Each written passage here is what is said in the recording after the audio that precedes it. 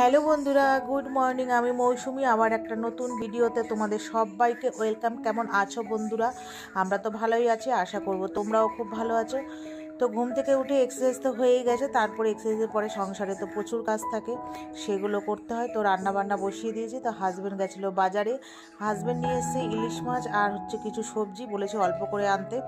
তো যাই হোক, হাজব্যান্ড নিয়ে চলে এসছে আর আমি এদিকে তো রান্না বসিয়ে দিয়েছি। তো আজকে মেয়ের দুটো পড়া আছে, তো তার জন্য সকালে একটা বিকেলে একটা, তার জন্য তাড়াতাড়ি করে রান্না বান্না করে নিয়েছি, মেয়েকে পড়াতে নিয়ে যাব আর কি।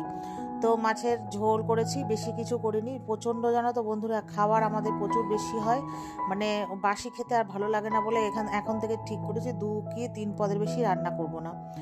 তো যাই হোক, ওখানে ইলিশ মাছের ঝোল আর কলমি শাক ভাজা করেছি।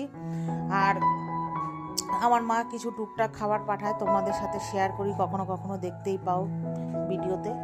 তো যাই হোক, রান্না বান্না হয়ে গেছে। এবার চলে এসেছি ঘরে, মেয়েকে পড়তে দিয়ে চলে এসেছি। এসে এবার আমার যে আগের দিনের যে বৃষ্টি হয়েছিল, যে জামা কাপড়গুলো একটু শুকায়নি, সেগুলোকে আবার ছাদে দিয়ে আসলাম।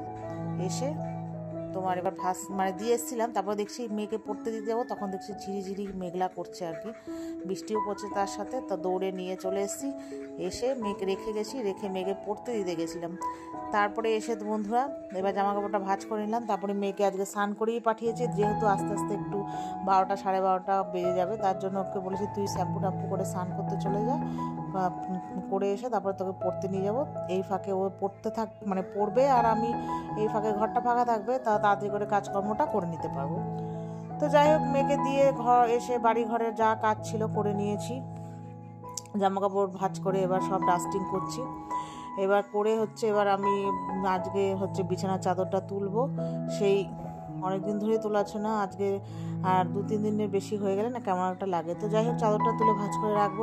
এখন ওয়েদারটা খুবই খারাপ, ওই জন্য পরে একদিন রোদ যেদিন উঠবে, মোটামুটি বৃষ্টিটা না থাকবে, সেদিন ধুয়ে দেবো আর কি। ওই জন্য ওকে ভাঁজ করে রেখে দিলাম, ওই জন্য গামলায় রাখলাম না।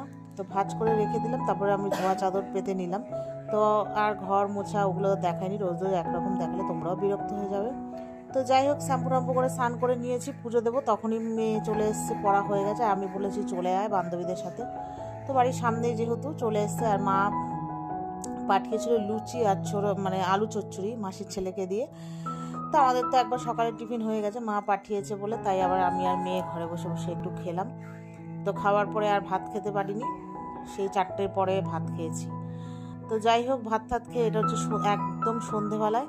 তো আমি একটু আমার অ্যাফ্রেশ যে এনার্জি ড্রিঙ্কটা, ওটা নিয়ে এসেছি। এবার খেয়ে দিয়ে মেয়েকে পড়তে দিতে যাবো, আবার বিকেলে পড়া আছে। তো যাই হোক, এবার রেডি সেডি হয়ে মেয়েকে পড়তে দিয়ে এসে অতটা টাইম কী করবো, তো চলে গেছিলাম মার বাড়িতে। এসে দেখি ছোটো মাসি এসছে। এটা বন্ধুরা, এটা আমার ছোটো মাসি। তো যাই হোক, গল্প টল্প করলাম, তারপরে মা একটু চা দিল, চা খেলাম আমি, মা, মাসি, আমার ভাইরা। তো যাই হোক, তোমার মাসিকে তোমার ওই কি বলে, মাসি বলেছিল চলে যাবে, আমি বললাম বস। তারপর ছোটো মাসি খাওয়ালো পকোড়া, ওই চিকেন পকোড়া, ও খেলো আর আমি। তারপরে দেখি আরেক মাসিও চলে এসছে। এই মাসিরা সানডে করেই আসে মোটামুটি।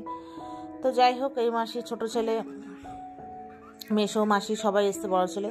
তা সবাই গল্প টল্প করলাম, করে আমি তো আবার ফিরতে হবে বাড়ি, যেহেতু মেয়ে পড়তে গেছে, ওকে নিয়ে একবারে বাড়ি ঢুকবো। তো চলো।